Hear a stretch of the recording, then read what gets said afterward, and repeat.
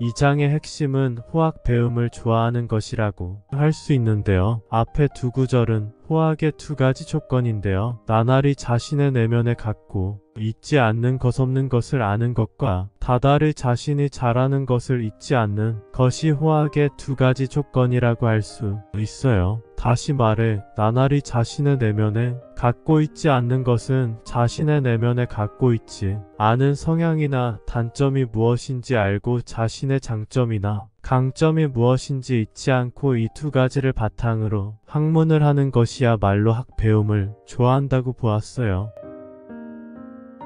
이번에는 논어 자장 5장을 통해 학배움을 좋아한다는 것은 어떤 것인지에 관하여 살펴보도록 하겠습니다. 시작하기에 앞서 원문을 읽고 해석해보도록 하지요. 자아이왈 일찍이 소무하며 월무망키 소능이면 가위와 야이은이라. 자아가 말하기를 나날이 자신에게 없는 것을 나날이 알며 다달이 자신이 잘하는 것을 잊지 않으면 가히 학배움을 좋아한다고 말할 만하다 라고 하였다. 해설하기에 앞서 이번 장에 새로 나온 한자를 익혀보도록 하겠습니다. 그기는 명사 앞에 붙은 말인 그와 자기 자신의 뜻하는 것이라고 합니다. 다음으로 달얼은 딸의 모양을 본떠 만든 글자입니다. 그리고 없을망은 여기에서는 무라고 읽는답니다. 또 잊을망은 마음에 갖고 있던 것이 없어지는 것을 의미하는데요. 여기에서 있다는 뜻이 만들어졌습니다. 다음 글자는 능할능인데요. 이 글자는 곰의 모양을 본뜬 글자인데요. 곰이 재주가 뛰어난 것에서 이 글자에서 능력이라는 뜻이 나오게 되자 이 글자의 본래 형태인 곰을 나타내기 위해 별도의 글자를 만들었습니다. 그래서 이 대목에서는 잘하다라는 의미이지만 앞에 바소자에 의해 명사처럼 해석하여 잘하는 것이라고 풀이한답니다. 다음으로 이르리는 속마음에 있는 것을 밖으로 말하는 것입니다. 이 장의 핵심은 호학 배움을 좋아하는 것이라고 할 수 있는데요. 앞에 두 구절은 호학의 두 가지 조건인데요. 나날이 자신의 내면에 갖고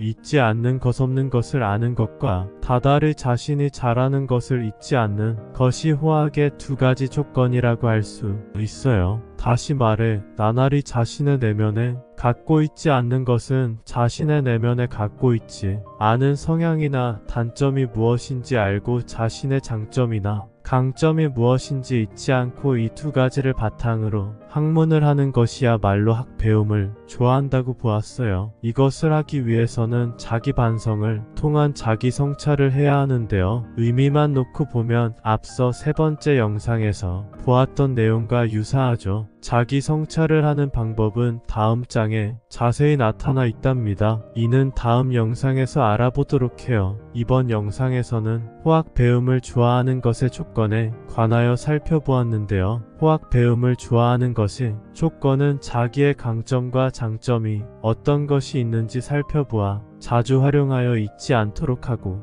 혹여 잊지 않았는지 살피는 것과 자신이 갖고 있지 않는 성향이나 단점이 무엇인지 알아서 혹시 그런 성향이 겉으로 드러나지 않았는지 반성하지 하는 것이랍니다. 이는 학배움, 학문을 주제로 한 세 번째 영상에서 살펴볼 수 있답니다. 다음 영상에서는 자신의 성향을 살펴서 공부하는 방법에 대하여 알아보도록 하겠습니다.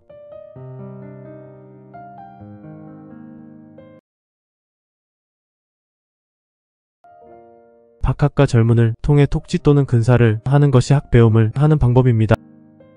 이번에는 논어 자장 6장을 통해 학배움을 하는 방법에 대하여 살펴보도록 하겠습니다. 시작하기에 앞서 원문을 읽고 해석해보도록 하지요. 자아왈 박학이 독지하며 절문이 근사하면 인재기 중이니라. 자아가 말하기를 배우기를 널리하고 뜻을 독실히하며 묻기를 간절히하여 생각을 가까이하면 이니 그 가운데 있을 것이다 라고 하였다. 해설하기에 앞서 새로 나온 한자를 익혀보도록 하겠습니다. 먼저 넓을 박은 열시바 오로지 전이 결한된 글자로 손으로 실타래로 완전히 풀어서 실을 넓게 만든다는 데에서 넓다라는 뜻이 나왔다고 해요. 그리고 도타울독은 대나무죽과 말마가 결합된 글자로 말이 천천히 걷는다는 것이 본뜬다는 것이요 도탑다는 뜻은 후대에 파생된 뜻이라고 합니다. 뜻지는 갈지와 마음심이 결합된 글자로 마음이 간다는 대에서 뜻이라는 의미가 나오게 되었다. 끊을 절은 일곱칠과 칼도가 결합된 글자로 나무 막대를 칼로 베는 것을 본뜬 글자로 막대기를 잘 자르려면 간절한 마음으로 베어야 하는 데에서 간절하다는 뜻이 나왔고 나무 막대를 온통 다 베었다는 것에서 온통 즉 모두라는 뜻이 파생되었는데요. 여기에서는 간절하다는 뜻이 나왔다고 합니다. 있을제는 흑토와 제주제가 결합된 글자로 제주제는 땅에서 새싹이 새로 돋아다는 모습에서 있다 라는 뜻이 파생되었다고 합니다. 이 장의 핵심 키워드는 박학과 젊은 그리고 톡지와 근사인데요. 이 네 가지 단어 사이에 무슨 연관이 있을까요? 박학은 이론을 이해하기를 추구함에 멀고 가까움이 없도록 하는 것이요. 젊은은 이해한 이론에 대한 실천 방안을 물어보면서 이론의 의미를 독실하게 해야 하는 것입니다. 그 다음에 배운 이론을 실생활에서 적용할 방안을 생각해보는 것이 널리 배운 것을 가까이에서 생각해보는 것이고 배운 이론을 실생활에서 적용하는 방안을 묻는 것이 널리 배우고 가까이 물어보면서 가까이에서 적용하는 단계입니다. 예를 들어 효자의 사례를 널리 공부하고 이를 실생활에 적응하겠다는 실천 목표를 세우는 것이 박학을 통해 근사에 도달하는 것이요. 내가 실제로 부모에게 어떻게 하는지 잘잘못을 생각하여 공부한 내용의 원리를 생각해보는 것은 젊은을 통해 박학한 내용이 원리를 생각하는 것이 근사에 도달하는 것이라고 할 수 있어요. 지금까지 자장 6장을 통해 학배움의 종류에 관하여 살펴보았는데요. 학배움의 박학과 젊은을 통해 배운 것을 실천할 방법을 질문하고 생각하는 것이야말로 공부하는 방법이라는 것을 효자의 사례를 공부하고 행실에 적용하는 것이라고 할 수 있지요. 제목의 빈칸을 모두 채워보면 박학과 젊은을 통해 톡지 또는 근사를 하는 것이 학배움을 하는 방법입니다. 다음 영상에서는 논어 자장 13장을 통해 학배움과 취업 사이의 관계를 살펴보도록 하겠습니다.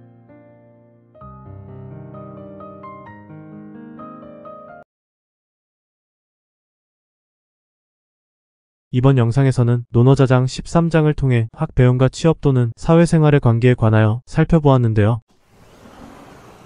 이번에는 논어자장 13장을 통해 학배움과 취업은 어떤 관련이 있는지 살펴보도록 하겠습니다. 시작하기에 앞서 원문을 읽고 해석해보도록 하지요. 자아왈 사이우죽학하고 학이우죽사이니라. 자아가 말하기를 벼슬하되 넉넉하면 배우고 배우되 넉넉하면 벼슬하니라. 해설하기에 앞서 이번 장에 새로 나온 한자를 익혀보도록 하겠습니다. 섬길사는 사람인과 선비사가 결합된 글자로 선비가 취업시험에 합격하여 다른 사람을 섬기는 것을 말해요. 그리고 뛰어나루는 사람인과 근시무가 결합된 글자로 사람이 근심이 풀리면 행동이 넉넉해진다는 뜻에서 넉넉하다는 뜻이 나왔고 후대에 뛰어나다라는 뜻이 파생되었습니다. 이어서 이 장을 풀이해보도록 하겠습니다. 이 장은 공부를 했으면 취업을 해야 하고 취업을 했으면 참된 공부를 해야 한다는 것을 설명하고 있는데요. 이 장에 나오는 주요 개념어는 과에서 다르게 보아야 하는데요. 에서 학배움은 자기를 위한 공부로 이해해야 하지만 에서는 취업 공부로 이해해야 합니다. 같은 맥락에서 우넉넉함, 뛰어남도 에서는 직장에서 자리를 잡는 것으로 이해해야 하지만 에서는 공부가 어느 정도 성취를 보이는 것으로 이해해야 합니다. 그리고 사섬김 사회생활도 에서는 단순히 사회생활로 이해할 수 있지만 에서는 자기가 배우는 것을 실제로 적용해보는 것을 말합니다. 요즘 사람들은 취업 공부를 힘겹게 해서 어느 정도 성취를 보여서 취업에 성공하게 되면 그때부터는 예전에 배운 것을 던져버리고 세상이 요구하는 욕망을 따르기만 하고 자신의 행동을 전혀 반성하지 않죠. 심지어는 그럴 시간이 있으면 수입을 더 늘릴 방법을 찾기를 요구하죠. 이러한 사람들의 행태는 이 500년 전이나 지금이나 전혀 달라지지 않았다는 것이지요. 그래서 옛사람은 취직하였으면 생계 문제를 해결하였으니 직장에서 자리 잡았으면 자기 수양을 통해 참된 공부를 할 것을 요구하고 있어요. 이번 영상에서는 논어자장 13장을 통해 학배움과 취업 또는 사회생활의 관계에 관하여 살펴보았는데요. 다음에는 중용제 20장이 1921절 통해 성공적으로 학배움을 하는데 무엇이 필요한지에 관하여 살펴보도록 하겠습니다.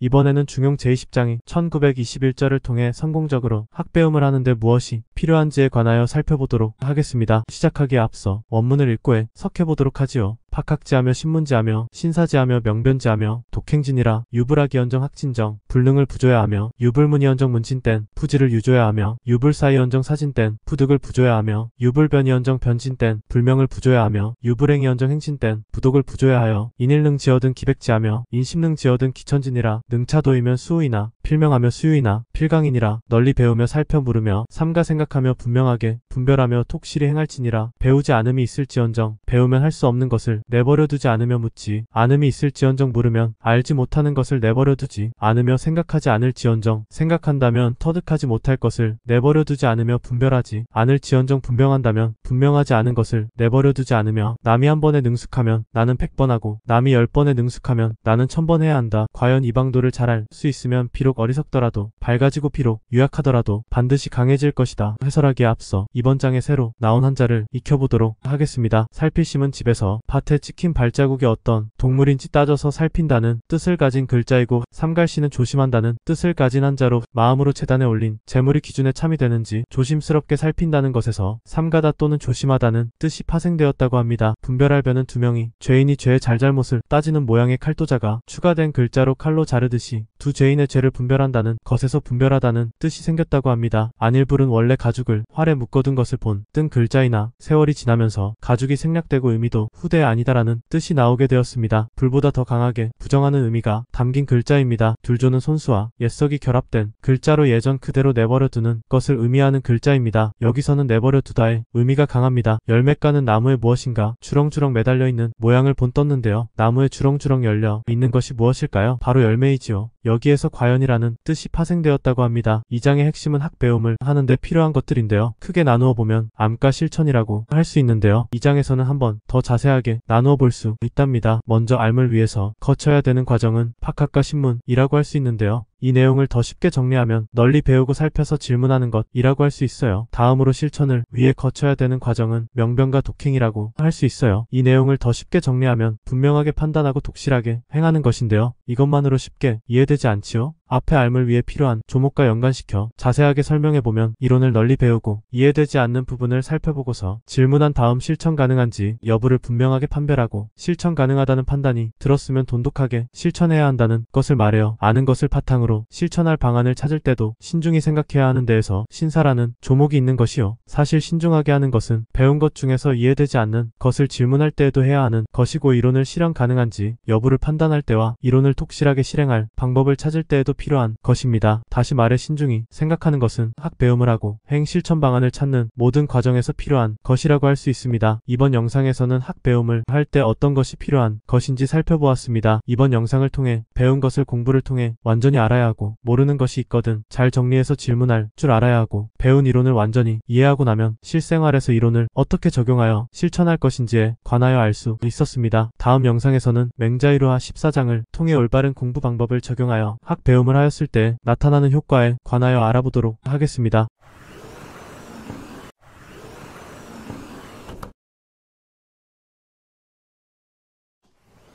이번에는 맹자 의루하 14장을 통해 책을 옳은 방법으로 했을 때 나타나는 효과는 어떤 것이는지 살펴보도록 하겠습니다. 시작하기부터 어문을 꼭 해석해보도록 하죠. 맹자왈 문자 신조지 또는 욕비 자득지하니 자득지즉 거지 안하고 거지 안즉 자질심하고 자질심즉 취지 좌우에 공기원이니 고루 공자는 욕비 자득지하니라. 공자께서 말씀하시기를 공자가 깊이 나아가기를 고수하는 것은 자신이 자연스럽게 터득하고자 해서이니 자연스럽게 터득하면 거참이 편안해지고 거참이 편안하면 바탕이 깊어지고 바탕이 깊어지면 처음이 좌우에서 근원을 만나게 되니 그러므로 공자는 자신이 자연스럽게 터득하고자 하니라. 해설하기 앞서서 새로 나온 한 장을 익혀보도록 하겠습니다. 먼저 깊은 심은 물수와 점점 밑자가 결합된 글자로 동구를 깊은 곳까지 손을 더듬는다는 뜻에서 깊다는 뜻이 나오는데요. 뜻을 담당하는 글자인 물수는 후대에 추가되어 오늘날 글자의 형태를 이뤘다고 합니다. 그리고 지을수는 시험, 발척과 빨리 줬다가 결합된 거죠. 이것저것 글자 형태는 집에서 배를 만들고 있는 모양에서 만들다 이런 뜻이 나오는데요. 세월이 지나면서 애가 없어지고 길을 가다는 뜻이 담긴 시험시험 발착으로 바뀌면서 초기의 형태를 파악하기 어렵게 되었습니다. 글자의 형태가 바뀌면서 나아가는 뜻이 추가로 생겼다고 합니다. 하고자 할 목을 물꽃과 아픈 풀이 결합된 글자로 골짜기에서 나오는 물을 입을 벌려서 바다 마치로 하는 모양의 동전 글자인데요. 글자기에서 나오는 물을 다 바다 마시기를 바라는데 바라다 욕심이라는 뜻이 생겼고 실제 문장에서는 무엇을 하고자 하다는 뜻으로 쓰이는 글자입니다. 후대에는 이 글자 아래에 심을 추가하여 욕심을 뜻하는 한자를 추가로 만들었으나 실제 한문에서는 이 두 글자를 구분하지 않습니다. 즉, 합성자는 적은 차와 조개 태자가 결합된 글자로 뒤에서 침을 튀겨가며 재물을 탐하는 모양을 쓴 글자인데요. 적은 차에서 이수면은 침이 앞으로 튀겨가는 모양을 쓴 것이고 앞으로 힘을 입을 벌리며 침을 뱉는 모양을 쓴 것이에요. 조개 태자는 한자에서 돈을 상징할 때 쓰이는 글자인데요. 가장 초기 형태의 돈이 조개였기 때문에 무늬가 재물에 관련된 한자에는 이 글자가 의미를 담당한다고 합니다. 최악치는 이와 우가 결합된 글자로 손으로 귀를 잡고 있는 모양을 담은 글자입니다. 옛날에는 전쟁에서 승리한 쪽이 패자의 머리를 승리의 증거로 삼아 자신의 전공을 증명하였으나 부피를 줄이기 위해서 귀를 자르는 데 취하다 또는 하지도 않는 뜻이 나왔다고 합니다. 만날 공은 인간과 나무와 발을 한데 결합된 글자로 약속장소인 그 길 옆의 나무에 나오는 사람의 두 발을 팔 굴려서 맞이하는 모양을 담은 글자인데요. 고대의 글자를 변하는 과정에서 그 위에 있는 나무가 흙처럼 바뀌면서 다른 몇 칸을 하게 되었는데요. 이렇게 되면서 오늘날에 통용된 글자만 보고는 이 글자의 원래 뜻을 파악하기 어렵게 되었답니다. 다음으로 그는 원은 수와 언덕 원자가 결합된 글자인데요. 초기 글자 형태에서는 언덕 원과 근원을 구분하지 않고 한 글자로 쓰였습니다. 언덕 원의 원래 뜻이 근원이었다가 후대에 언덕이라는 뜻으로 의미가 바뀌자 원래의 의미를 살리기 위해서 글자 왼쪽에 숫자를 붙여서 근원 원자를 따로 만들었다고 합니다. 이승의 의미는 단순히 문장한다고 이해하기 어려운 부분이 있는데요. 이해를 돕기 위해서 예시를 들어서 설명을 하는 것이 조금 원어에서 하고 중점에서 벗어나는 부분이 있을 수 있지만 이루가 10과정의 내용을 이해하는 데 도움이 될 것입니다. 수학을 잘하고 싶다면 끊임없이 수학 공부를 해야 하는데 요즘 공식을 외우는 것이 중요합니다. 공식을 많이 외우면 어려운 수학 문제를 자연스럽게 쓸 수 있게 되는데요. 그렇게 되면은 방정식과 함수와 기하나 벡터와 같은 당장 실생활에 적용되지 않을 것 같은 어려운 내용도 대학 수학을 비롯한 고급 수학에서 무궁무진하게 활용될 수 있는 능력을 갖추게 될 것입니다. 즉, 이 말을 원문의 내용과 대응해서 살펴보도록 하지요. 수학을 잘하고 싶다면 끊임없이 수학 공부를 해야 하는데 라는 부분은 참된 공부를 하고자 한다면 올바른 방법대로 자기 수학을 끊임없이 해야 하는 것으로 이해할 수 있는데요. 이 부분은 원문의 신조지 이도, 이 자르지 라는 부분을 쉽게 풀어야 할 내용이에요. 이 부분을 다시 나누어 본다면 참된 공부를 한다면과 수학을 잘하고 싶다면 신조지 이도에 대응하고 끊임없이 수학 공부를 해야 하는 데와 올바른 방법대로 자기 수학을 끊임없이 해야 한다는 것은 듣기 자르지에 대응한다고 할 수 있습니다. 또 공식을 외우고 증명할 수 있게 부문을 자르지에 해당한다고 볼 수 있고 어떤 어려운 응용 문제를 만나도 문제에 겁먹지 않고 편안한 마음으로 접근을 할 수 있게 되고 하는 부분은 원문을 거지 않고 결합될 수 있어요. 그렇게 되면 수학적 사고력이 더욱 깊어지는 것이요 라는 부분은 원문의 자지심에 대응되는 부분입니다. 수학적 사고력이 깊어지면 공식을 적용하여 문제를 풀어놓은 것이 정확한지 확인할 수 있게 됩니다. 그리고 또 수학 공식을 공부하게 되면 그 공식을 원리를 알게 되는 것이죠. 요약하면 정확한 방법대로 어떤 것인들 끝까지 파고드는 공부를 해서 그 내용이 내 마음속에 무섭게 한다면 결국에는 공부한 내용과 나의 내면이 하나가 되어서 배운 내용을 절대 잊어버리지 않고 배운 이치를 대면화할 수 있게 되는 것이에요. 그렇게 되면 대변화된 이치를 실생활에서 활용할 수 있는 능력이 무궁무진해졌고 내가 일생생활을 하는 사이에 어떤 활동을 하더라도 모든 일에 자연스럽게 우리에 합치될 것이에요. 그러기 위해서는 올바른 방법으로 공부하고 공부한 내용을 실생활에서 적용할 수 있는 방법을 찾는 것이 중요하다는 것입니다. 지금까지 1호하 14장을 통해 학을 올바른 방법으로 했을 때 나타나는 효과를 대해서 살펴보았는데요. 이 장을 통해서 알 수 있는 내용은 학습자가 스스로 자연스럽게 터득하는 공부의 중요성을 이야기하고 있습니다. 제목을 빈칸에 모두 채워보자면 학을 할 때에는 올바른 방법대로 공부하여 자연스럽게 터득하여 이치의 근원을 만나게 해야 합니다. 다음 영상에서는 명작 1호하 15장을 통해 공부할 때 지향해야 할 점에 관해서 살펴보도록 하겠습니다. 아래 보이는 이 이미지가 다음 영상의 핵심이 되는 것입니다. 이게 과연 무엇일까요? 다음 영상에서 확인하시기 바랍니다.